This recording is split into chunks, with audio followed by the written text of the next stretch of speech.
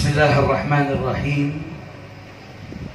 Assalamualaikum warahmatullahi wabarakatuh. Alhamdulillah. Alhamdulillahilladzi hadana lihadza wa ma kunna linahtadiya laula an hadanallah. Subhanaka la ilma lana illa ma 'allamtana innaka antal alimul hakim.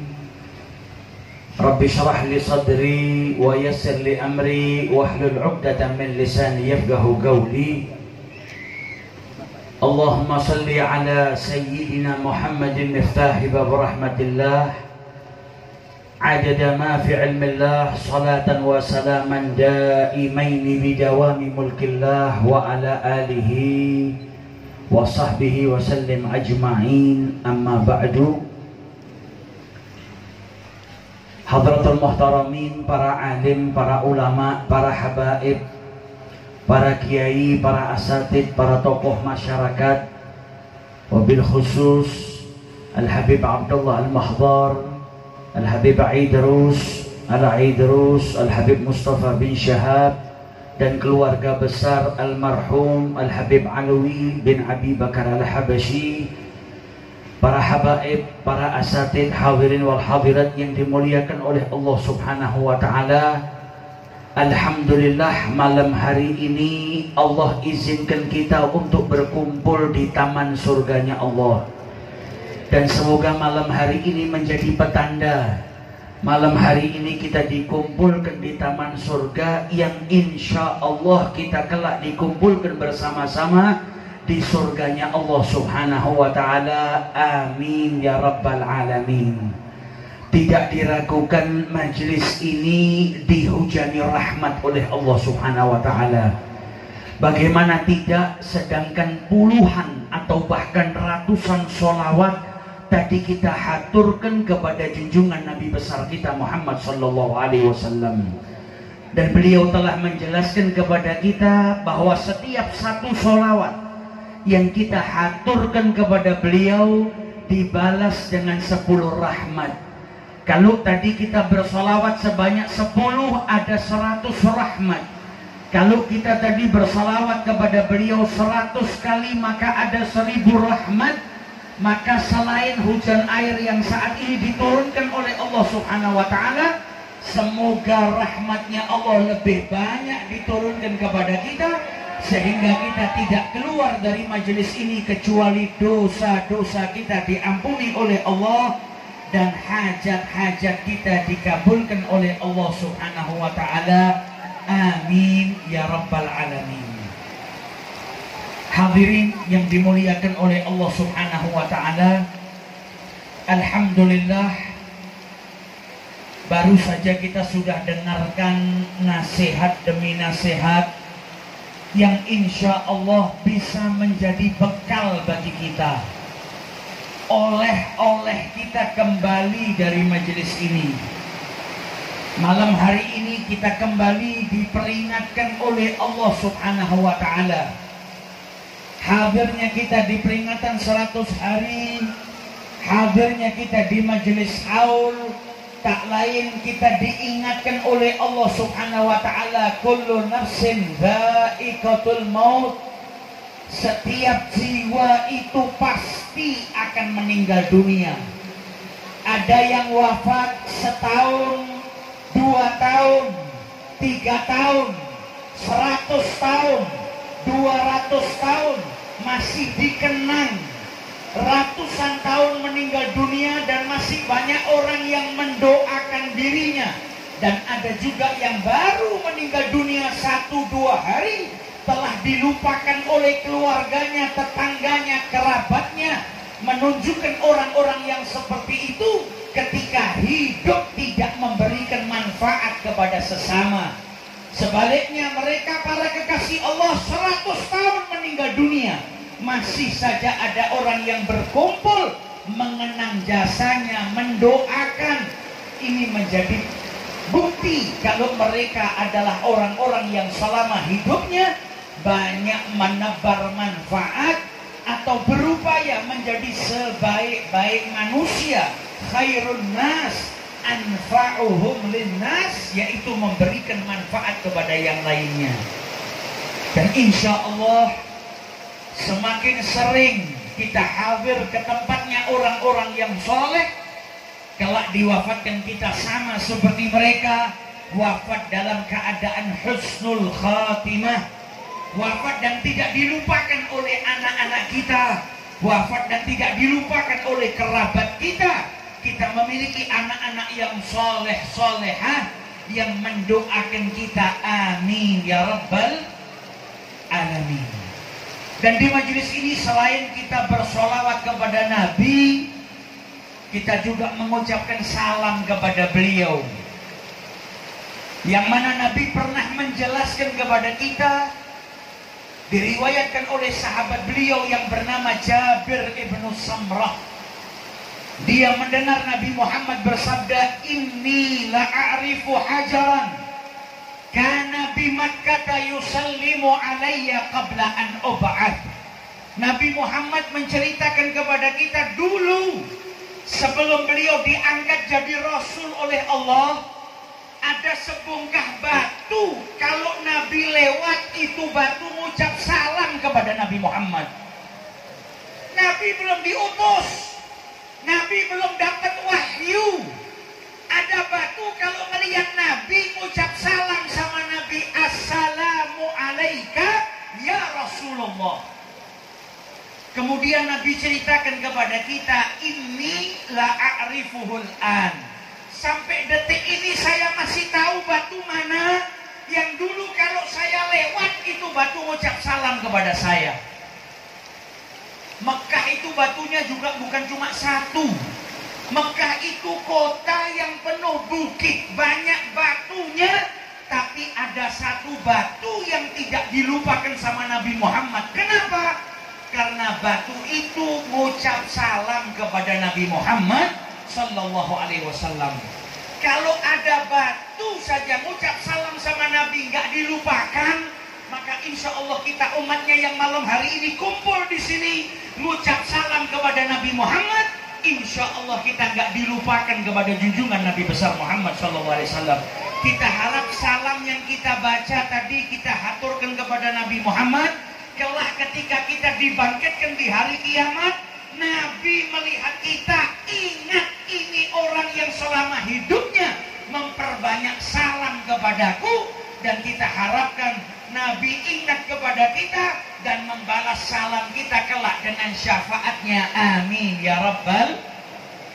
Tadi sudah dijelaskan oleh Habib Aidrus, pentingnya kita punya hubungan yang kuat dengan orang-orang yang soleh, meneladani mereka, supaya apa? Kita dapat jalan yang diridhoi oleh Allah. Di majelis ini kita diingatkan akan kematian. Di majelis ini kita diingatkan riwayatnya orang yang soleh. Tujuannya haul itu mengajarkan kepada kita tentang manusia-manusia pilihan yang tidak hidup di zamannya Nabi Muhammad. Mereka mungkin generasi-generasi yang baru wafat, tapi memiliki sejarah hidup yang istimewa, meneladani junjungan Nabi besar kita Muhammad Sallallahu Alaihi Wasallam. Pentingkah baca sejarah hidup mereka? Penting. Al-Imam Junaid mengatakan, hikayatus salihin, kisahnya orang-orang soleh itu jundun min junudillah, tentara-tentaranya Allah, yuqawi biha qulubal mu'minin, yang itu akan memperkuat hatinya orang-orang yang beriman. Nabi Muhammad itu manusia paling istimewa. Allah kisahkan kepada Nabi kisahnya para Nabi dan para Rasul sebelum beliau. Maka Allah ketika turunkan Al-Quran, ada kisahnya Nabi Ibrahim, ada kisahnya Nabi Musa, ada kisahnya Nabi Isa. Kisah-kisah para Nabi dikabarkan oleh Allah kepada Nabi Muhammad. Wa kullan naqussu 'alaika min amba'ir rusuli. Kenapa kisahnya Rasul, para Nabi diceritakan oleh Allah kepada Nabi Muhammad? Tujuannya apa? Manuthabbitu bihi fu'ada, agar apa? Meneguhkan hatinya Nabi Muhammad, meneguhkan imannya Nabi Muhammad. Maka kita umatnya Nabi Muhammad butuh apa? kisah-kisahnya Nabi. Kita ini butuh baca sejarah hidupnya Nabi. Supaya apa? Iman kita kuat, hati kita kuat. Karena manusia hatinya itu sering tergoyah-goyah. Imannya manusia itu bukan hanya naik turun. Hari ini sangat banyak orang yang kehilangan iman karena uang. Berapa banyak orang meninggalkan agamanya karena hubungan. Berapa banyak wanita muslimah hari ini hanya karena cinta kepada seseorang yang tidak jelas, rela kehilangan agamanya. Padahal sebelumnya muslim, sebelumnya solehah, cinta, harta, kedudukan membutakan orang yang hidup di zaman ini sehingga rela kehilangan imannya, wa'iyadzubillah. Maka kita butuh lebih kenal kepada Nabi Muhammad. Kita butuh memperbaiki hubungan kita dengan Nabi Muhammad. Di mana? Ya di majelis seperti ini. Dulu kalau ada orang mau kenal sama Nabi, tinggal jalan kaki. Keluar dari rumahnya, menuju ke masjidnya Nabi, ketemu Nabi, kenal. Kalau sudah kenal sama Nabi Muhammad, pasti jatuh cinta. Siapa yang mengatakan Sayyidina Ali bin Abi Thalib? Kalau orang baru pertama kali ketemu sama Nabi, Nabi itu berwibawa. Kadang orang takut, gemetar.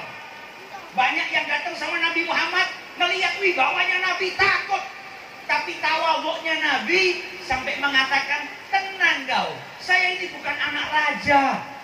Saya ini hanya anak seorang wanita yang dulu makan daging yang dikeringkan. Tawadhu'nya Nabi Muhammad. Tapi kata Sayyidina Ali, kalau sudah kumpul, kenal sama Nabi Muhammad, wa idza khawatahu ma'rifatan ahabbah, pasti cinta kepada beliau. Bagaimana mungkin gak cinta sama Nabi? Yang gak cinta itu karena gak kenal. Kalau orang cinta, kalau orang kenal, cinta sama Nabi. Kenapa kita cinta sama orang tua kita? Karena kita sangat kenal orang tua kita.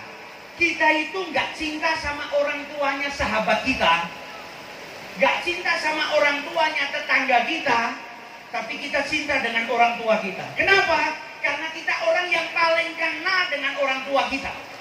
Kenapa kau cinta dengan ibumu? Karena ibu saya melahirkan saya, rela mempertaruhkan nyawanya saat melahirkan. Ibu saya ngandung 9 bulan. Ibu saya rela bangun malam ngasih makan saya, menyusui saya. Ibu dan bapak saya rela sakit asalkan saya bahagia.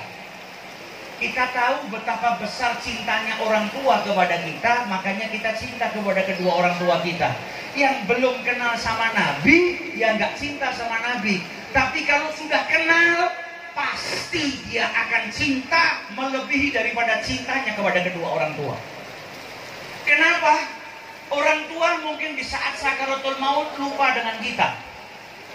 Orang tua ketika dibangkitkan di hari kiamat mungkin lupa sama anaknya, bingung dengan dirinya. Para nabi saja nafsi, salem. Tapi ada orang yang gak pernah melupakan kita. Cintanya melebihi daripada cinta setiap ibu di muka bumi. Ada orang yang hidupnya mikirkan kita, rela dicaci, rela dimaki, rela dilemparin batu sampai berdarah, rela disakiti. Malaikat turun meminta izin agar orang-orang yang menyakiti beliau dibinasakan, dimusnahkan. Tapi beliau nggak mau. Beliau lebih memilih orang-orang yang memusuhi beliau dapat hidayah dan keturunannya tidak menjadi orang-orang yang dimurkai oleh Allah, tapi jadi orang-orang yang meneruskan perjuangan beliau. Sallu ala Nabi. Siang malam nggak tidur pikirkan kita. Mau dicabut nyawanya, yang dipikirkan siapa? Kita yang duduk di sini. Beliau 63 tahun hidup di muka bumi ini, gak pernah melupakan kita. Di saat sakaratul maut yang ada di benaknya siapa? Ummati. Kita kadang lewat 1 bulan gak ingat sama beliau. Kita kadang lewatkan 1 bulan, 2 bulan gak sholawat sama beliau. Padahal beliau 1 detik saja lupa sama kita, binasa kita. Dan beliau gak hanya sayang kita semasa hidupnya. Nanti di hari kiamat, sebagaimana Sayyidina Anas ibnu Malik bertanya, saya bisa menemukan Anda nanti di hari kiamat di mana ya Rasulullah? Di Siratal Mustaqim. Kalau nggak ada, manusia mizan. Kalau nggak ada ya Rasulullah di telaga. Kata Nabi Muhammad, 3 tempat itu nggak saya tinggalkan. Di hari kiamat Nabi masih bersusah payah mondar mandir. Siratal mustaqim, timbangan, haud. Kenapa Nabi mutar-mutar di situ? Menyelamatkan kita umatnya, memberikan syafaat kepada kita yang membutuhkan syafaat, sampai beliau rela sujud di hadapan Allah, sehingga Allah berkata, ya Muhammad irfa' ra'sak sal tu'ta isfa' tu syafa'. Nabi permintaannya satu, agar umatnya semua diselamatkan dan dimasukkan ke dalam surganya Allah Ta'ala. Gak pernah lupa sama kita. Semakin kita kenal sama Nabi Muhammad, semakin cinta. Bagaimana mungkin kita gak cinta? Lawang beliaunya saja cintanya sama kita luar biasa. Gak melupakan kita, bahkan di hari kiamat nulungi kita, memberikan syafaat kepada kita. Maka gak layak kalau kita sampai gak cinta kepada Nabi Muhammad SAW. Al-Habib Ali bin Muhammad Al-Habasyi yang kita hauli pada malam hari ini. Kenapa beliau jadi orang mulia? Kenapa beliau diangkat derajatnya oleh Allah Subhanahu wa Ta'ala? Karena perjuangannya mengenalkan manusia kepada Nabi Muhammad SAW. Anda kalau baca syairnya Habib Ali, mau itu di diwannya yang 4 jilid ataupun yang 1 jilid, semuanya ngajak orang untuk cinta sama Nabi. Setiap syairnya mengenalkan Nabi Muhammad. Nasihatnya yang dicatat oleh para muridnya selalu mengajak orang untuk mencintai Allah dan Rasulnya, dan mengenalkan manusia tentang sosok yang mulia, yaitu Nabi Muhammad SAW. Pintu untuk mendapatkan ridhonya Allah Subhanahu wa Ta'ala. Kalau bicara amal, kita nggak punya amal apa-apa. Amal kita nggak seperti Habib Ahmad bin Muhammad Al-Mahdhur. Belum wafat, kuburnya sudah dimasukin dan menghatamkan Al-Quran ribuan kali. Bahkan wanita di zaman dahulu, Rabi'atul Adawiyah, sudah menghatamkan Quran ribuan kali di makamnya sebelum dia masuk. Kita nggak punya amal seperti itu. Kita nggak punya amal seperti Al-Imam Ali Zainal Abidin, setiap malam 1000 rakaat. Kita nggak punya amal seperti Al-Imam Abdullah bin Husain bin Tahir, yang amalnya sudah banyak, tapi di akhir amalnya beliau mengatakan apa? Ya Rabbi ma ma'nal amal wa kasbuna kulluh zalal. Amalnya banyak tapi nganggap gak punya apa-apa. Husnudzan kepada Allah agar amalnya yang serba kurang itu diterima oleh Allah Subhanahu wa Ta'ala. Amal kita sedikit, tapi kita masih punya satu kesempatan. Amal yang sedikit ini bisa menjadikan kita kumpul dengan Nabi Muhammad, bukan di dunia tapi di surganya Allah Subhanahu wa Ta'ala. Apa? Mahabbah, cinta. Janjinya Nabi Muhammad, al-mar'u ma'aman ahab. Seseorang akan dikumpulkan dengan yang dicintai. Kata Sayyidina Anas bin Malik, gak ada yang membahagiakan kami setelah kebahagiaan Islam melebihi daripada ucapannya Nabi Muhammad SAW. Seseorang kalau akan dikumpulkan dengan kekasihnya. Sampai beliau mengatakan, saya bersaksi saya mencintai Nabi Muhammad dan mencintai Abu Bakar dan Umar. Karena berharap apa? Bisa dikumpulkan dengan Nabi Muhammad. Kita nggak hidup di 1400 tahun yang lalu, tapi ada kesempatan kita bersama dengan Nabi Muhammad. Gimana caranya? Cinta. Kalau kita mencintai Nabi Muhammad, Nabi janji seseorang akan dikumpulkan dengan kekasihnya. Caranya mencintai Nabi gimana? Kenal. Kita itu diperintahkan sama Allah mengikuti Nabi Muhammad. Qul in kuntum tuhibbunallaha fattabi'uni. Ikutilah aku. Kalau mengikuti Nabi Muhammad, pengakuan cintanya kepada Allah diterima, dibalas, dicintai sama Allah. Wa yaghfir lakum dzunubakum, dosa-dosanya diampuni. Nah, bagaimana kita mau ikuti Nabi kalau nggak kenal sama Nabi? Kenalnya cuma sebatas nama Muhammad bin Abdullah. Kenalnya cuma sekedar lahirnya di Mekah, wafatnya di Madinah.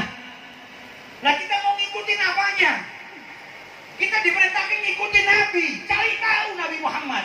Gimana duduknya, gimana tidurnya, gimana makannya, gimana sholatnya, gimana puasanya, gimana rasa takutnya kepada Allah, gimana beliau di waktu malam. siapapun yang mau menjadikan Nabi Muhammad suri tauladan akan dapatkan jalan yang paling istimewa. Anda pemimpin, Anda mau cari tahu bagaimana sunnah ngikutin Nabi Muhammad atau mendapatkan sifat kepemimpinan, ada pada Nabi Muhammad. Anda kepala rumah tangga, mau jadi kepala rumah tangga yang baik, ikuti Nabi Muhammad. Nabi Muhammad sebaik-baik kepala rumah tangga. Bahkan Anda mau bicara romantis, hari ini berapa banyak umat Islam yang kalau bicara romantis berkiblatnya ke barat, berkiblatnya ke kisah-kisah romantis yang disusun oleh siapa kita nggak kenal. Padahal kalau kita mau meneladani Nabi Muhammad, apapun yang baik ada pada Nabi Muhammad SAW.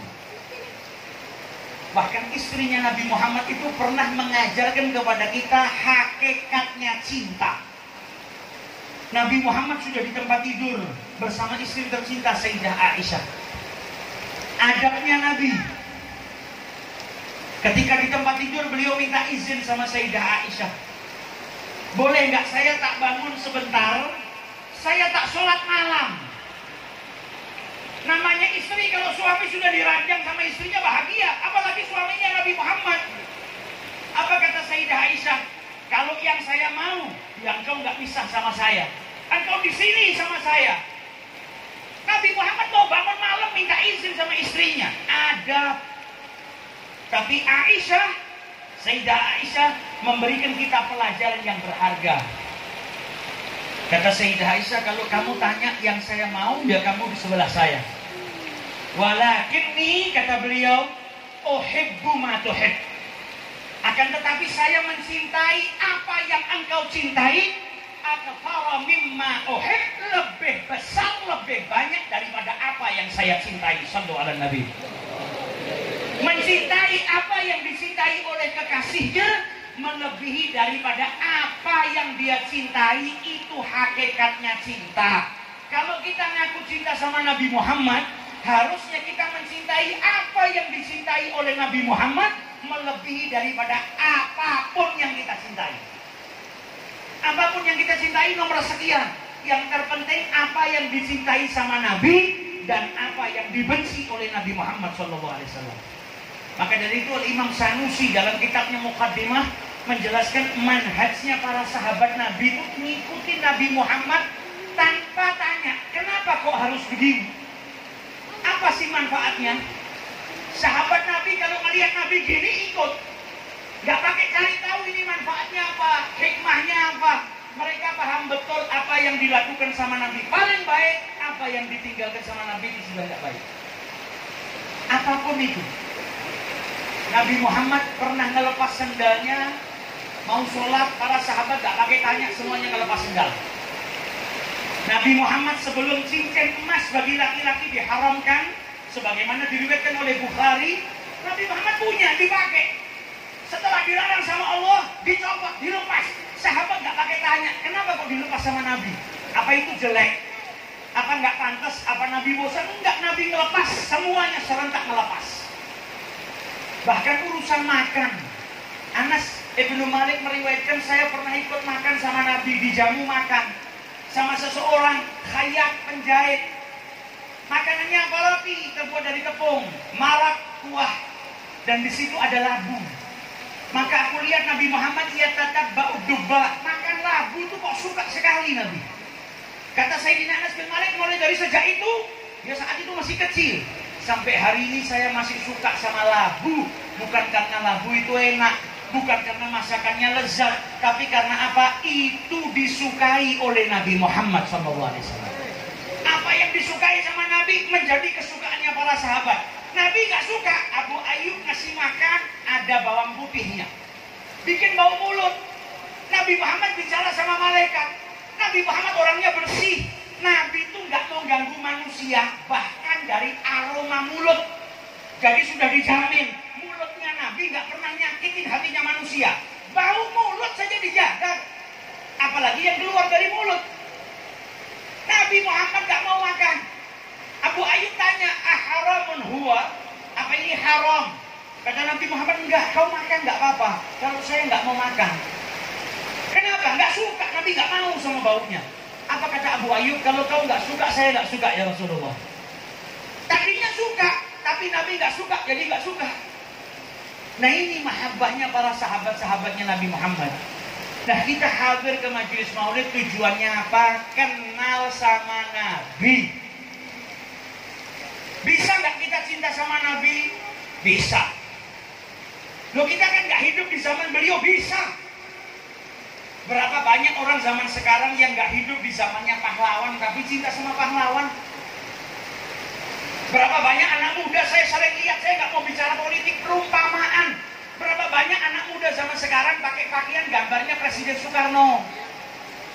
Ada quote kata-katanya Soekarno. Kenapa pakai seperti itu cinta? Pernah ketemu? Nggak pernah. Bahkan mungkin dia lahir setelah wafatnya Presiden Soekarno. Hanya karena apa? Membaca dan mendengar sejarah orang yang sudah wafat. Manusia biasa, dia bisa cinta. Apalagi kalau yang kita baca dan kita dengar sejarahnya manusia yang paling istimewa, yaitu Nabi kita Muhammad SAW. Maka sudah pasti kita lebih mudah untuk mencintai. Karena apa? Seluruh sifat baik ada pada Nabi Muhammad. Karena kita itu sebagai manusia kadang bisa cinta sama orang lain hanya karena satu sifat baik. Saya cinta sama Fulan, kenapa? Dermawan. Hanya karena satu dermawan kita bisa cinta. Saya cinta sama Fulan, kenapa? Berilmu, alim. Saya cinta sama Fulan, kenapa? Orangnya berbakti sama orang tua. Saya cinta sama Fulan, kenapa? Karena dia orang soleh. Satu sifat saja bisa bikin kita jatuh cinta. Lah bagaimana kalau seluruh sifat baik itu ada pada satu orang, yaitu Nabi besar kita Muhammad Sallallahu Alaihi Wasallam. Nah majelis seperti ini ngajak kita lebih kenal. Ini majelis yang kita dapatkan banyak. Kita bukan hanya diingatkan tentang kematian, tapi kita ditunjukkan bagaimana sejarahnya hidup orang-orang soleh, supaya kita bisa meladani. Di atas itu dibacakan juga sejarah hidupnya manusia yang paling soleh, pemimpinnya kaum salihin Nabi Muhammad SAW. Jadi pulang dari sini kita tambah cinta sama Nabi, tambah cinta dengan orang-orang soleh, tambah cinta dengan para kekasihnya Allah. Ingat kematian, kita harapkan itu semua menjadi semangat kita untuk lebih dekat kepada Allah Subhanahu wa Ta'ala. Di majelis ini kita akan lebih kenal kepada beliau. Kalau sudah kenal cinta, kalau sudah cinta mengidolakan. Kalau sudah mengidolakan, otomatis kita akan mengikuti idola kita. Yang pulang dari majelis ini, ayo kita benahi. Jangan jadikan majelis haul, majelis maulid itu cuma seremonial. Bulan maulid, maulidan. Ada waktunya haul orang besar, ya kita hadir. Jangan cuma sekedar seremonial, tapi juga harus menjadi majelis perubahan. Masuk nggak baik, keluar tambah baik. Masuk lemah, keluar sudah menata niat yang kuat untuk menjadi orang yang kuat. Jangan cuma sekedar hadir saja, tapi kita harus sudah mulai menyusun. Saya nggak boleh hadir majelis maulid cuma hanya seremonial, tapi pulang harus ada perubahan. Apa yang bisa kita contoh dari sejarah hidupnya Nabi Muhammad SAW? Supaya apa? Ada manfaatnya, supaya membekas. Ada salah seorang wanita, dia pergi dari Syam, umrah. Sampai di sana dia nangis. Datangin satu orang, nangis luar biasa. Yang didatengin itu mengira ini perempuan kehilangan suaminya, anaknya, kerabatnya. Mungkin dia berangkat umrah, suaminya, keluarganya masih hidup. Karena Syam saat ini sedang konflik. Mungkin dia dapat kabar kalau suaminya wafat, rumahnya kena nuklir, anak-anaknya wafat. Karena nangisnya dahsyat. Ini nangis orang yang kehilangan sesuatu yang dia sangat cintai. Bukan nangis kehilangan tas atau kehilangan uang. Nangis yang luar biasa. Ditanya, kau nangis kenapa? Suamimu wafat, anakmu hilang, anakmu meninggal, rumahmu dibombardir. Kenapa kau nangis? Apa jawabannya? Sudah 3 malam ini saya tidak mimpi ketemu Rasulullah SAW. Nangisnya seperti kehilangan sesuatu yang paling berharga. Kenapa? 3 malam saya nggak mimpi ketemu Nabi. Kenapa? Yang dia curhatin tanya, berarti kau tiap malam mimpi ketemu Nabi? Iya. Tapi 3 malam hari ini entah kenapa saya nggak mimpi. Berarti wanita ini sudah lebih mendahulukan apa? Lebih mendahulukan mahabbahnya kepada Rasulullah melebihi daripada apapun. Yang lainnya dia nggak peduli. Tapi buat dia gelisah kalau tidak mimpi ketemu sama Nabi Muhammad. Jangan dikatakan itu orang hebat ya. Itu memang orang hebat, tapi jangan katakan, oh itu kan orang hebat, saya nggak bisa contoh seperti itu. Nggak usah jauh-jauh. Saya punya teman bikin pesantren kilat, ngumpulkan anak-anak kecil. Pesantren kilatnya nggak belajar fikih, nggak belajar nahwu, nggak belajar sorof. 1 minggu cuma mengajarkan tentang Nabi Muhammad. Karena Nabi mengajarkan apa? Alimu auladakum thalatha khisal. Yang pertama apa? Hubbu nabiikum. Didik anak mulai dari kecil. Yang pertama apa? Cinta kepada Nabi kalian. Ini anak kecil dididik 1 minggu pesantren kilat. Apa yang diajarkan? Kenal sama Nabi. Lahir di mana, kapan diangkat jadi Rasul, bagaimana perjuangannya Nabi. 1 minggu pelajarannya tentang Nabi Muhammad. Selesai pesantren kilat 1 minggu, namanya anak kecil. Maka si Ustadz mengatakan apa? Ayo sebelum besok pulang, malam hari ini setiap santri diwajibkan nulis surat cinta buat Nabi Muhammad. Anak-anak kecil itu ambil kertas tulis surat cinta. Selesai suratnya dimasukkan dalam balon. Ayo balonnya kita terbangkan, semoga balonnya sampai ke Madinah. Namanya anak kecil. Nulis, dimasukkan balon, diterbangkan. Rupanya selesai itu anak-anak pada tidur, persiapan besok mau pulang, ada 1 balon yang nyangkut di genteng. Maka diambil sama yang bikin daurah atau pesantren kilat, dibuka suratnya. Dia penasaran, anak-anak kecil itu surat apa sih buat Nabi Muhammad? Dibuka suratnya, dibaca. Dalam suratnya anak kecil nulis apa? Ya Rasulullah, alhamdulillah selama 1 minggu ini saya tambah kenal kepada dirimu. Dan alhamdulillah 1 minggu ini setiap malam saya mimpi berjumpa dengan dirimu. Ya Rasulullah, ini malam terakhir saya di pondok ini. Besok setelah saya pulang ke rumah, apakah saya masih bisa mimpi berjumpa dengan dirimu ya Rasulullah? Ini yang harus kita cari tahu. Kita yang ngaku cinta ini ada enggak kerinduan pengen mimpi ketemu Nabi? Kita yang ngaku cinta sama Nabi Muhammad, pernah enggak kita neteskan air mata nangis minta sama Allah agar diperjumpakan dengan Nabi Muhammad? Kita yang ngaku cinta kepada Nabi Muhammad SAW, berapa banyak sunnahnya sudah kita kerjakan? Apakah sudah betul-betul beliau kita jadikan idola kita? Atau kita cuma ngaku-ngaku cinta kepada Nabi Muhammad SAW? Maka mari di majelis haul yang penuh berkah ini kita rubah niat kita. Kita jadikan niat kita hadir ke majelis ini bukan hanya sekedar seremonial, tapi majelis ini insya Allah menjadi penggugah. Tidak pulang dari majelis ini kecuali bertambah cinta kita kepada Nabi Muhammad. Dan kita tata daripada niat yang baik. Semoga berkahnya majelis menjadikan semangat bagi kita untuk lebih kenal kepada Nabi Muhammad dan bisa lebih mencintai Nabi Muhammad SAW.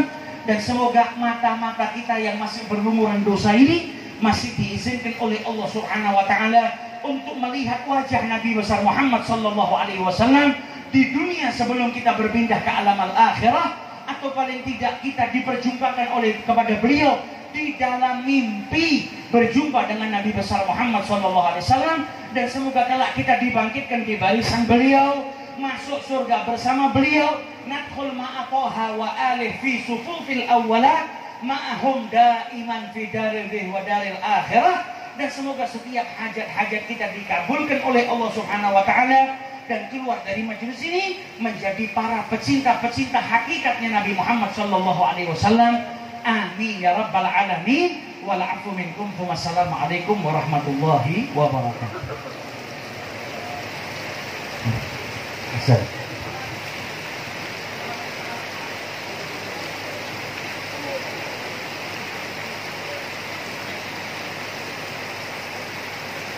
Sallallahu alaihi Muhammad.